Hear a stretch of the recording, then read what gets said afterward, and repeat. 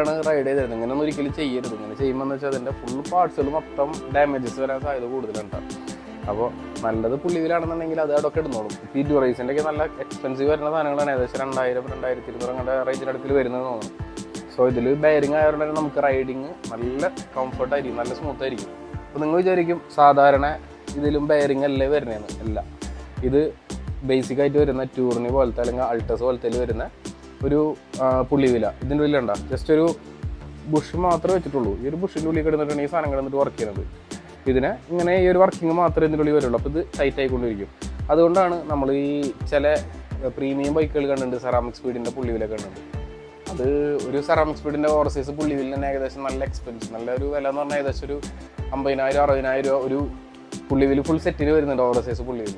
അതെന്തുകൊണ്ടാണെന്ന് വെച്ച് കഴിഞ്ഞാൽ അതിൻ്റെ ബെയറിങ്ങിനും അതുപോലെ തന്നെ അതിൻ്റെ ഒരു പ്രൊഡക്റ്റിൻ്റെ ഓരോ ക്വാളിറ്റിക്കാണ്. ഇതേ സെയിം സാധനം തന്നെ എൻ്റെ കയ്യിൽ വേറെ ഇരിപ്പുണ്ട്. ഇത് കണ്ട, ഇത് അലുമിനിയം വരുന്നത്. അലുമിനിയത്തിൽ ഇതിൻ്റെ ഉള്ളിൽ വരുന്നത് ബെയറിംഗ് ആണ് വരുന്നത്.